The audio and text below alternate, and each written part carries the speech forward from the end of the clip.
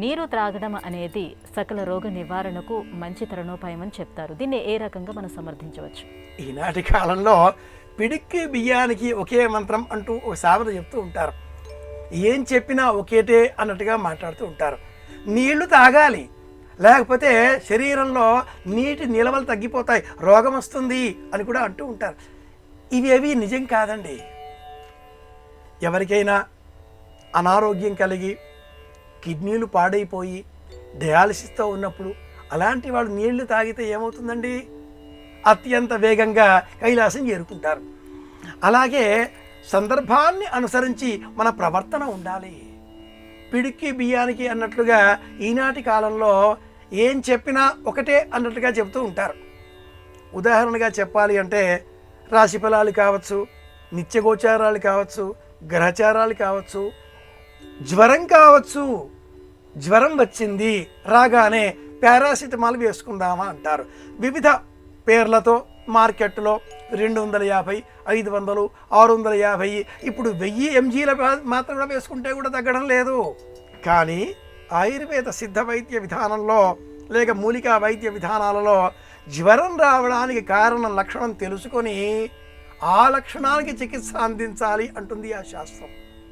జ్వరం రాగానే అందరికీ ఒకటే మాత్ర వేసేస్తే శారీరకపరమైన ఉష్ణశక్తి నియంత్రణలోకి వస్తుంది, కానీ మూలం చెదరదు కదా. దాంతో మళ్ళీ మనకు వ్యాధి ముద్ర పెడుతుంది. ఎండలో తిరిగినా జ్వరమే, తడిసినా జ్వరమే, ఇళ్ళాలు కోపడ్డా జ్వరమే, డబ్బు లేకపోయినా జ్వరమే, కారణం ఏదైనా జ్వరమే. అన్నిటికీ ట్యాబ్లెట్ వేస్తామా? వేయకూడదు కదా.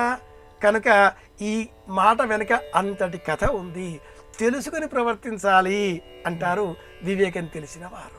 అయితే కొన్ని సందర్భాలలో ఉపవాస వ్రతం, తులసి దళం వేసిన నీరు స్వీకరించాలి. ఏదైనా ఔషధం స్వీకరిస్తున్నాం, మాత్ర వేసుకుంటున్నాం, మాత్ర వేసుక కంటే పూర్వం నీరు, మాత్ర అనంతరం నీళ్ళు. శాస్త్రంలో భోజనం చేసే సమయంలో నీటి పాత్ర కుడి చేతి వైపు పెట్టుకోవాలి, ఎడం చేతి వైపు పెట్టుకోకూడదు. కుడి చేతి వైపు నీరు ఉన్న తరువాత మాత్రమే భోజనం చేయడానికి మనం ఉపక్రమించాలి. భోజనం చేయకంటే పూర్వం నీరు త్రాగాలి. భోజనం అయిన వెంటనే కనీసంగా 24 నిమిషాల వరకు నీరు తాగకూడదు, రోగకారకం. భోజనం ప్రారంభం కంటే పూర్వం నీరు త్రాగాలి. భోజనం మధ్యలో విరామంగా కాసింత మాత్రమే, విపరీతంగా తాగకూడదు. భోజనం చివరలో నీరు త్రాగకూడదు. చేయి కడుక్కోవాలి, వదిలేయాలి. నోటిలో ఏవైనా కాసింతగా ఉంటే పొక్కిలించి వదిలిపెట్టాలి, కానీ నీరు స్వీకరించకూడదు. నీరు చికిత్స.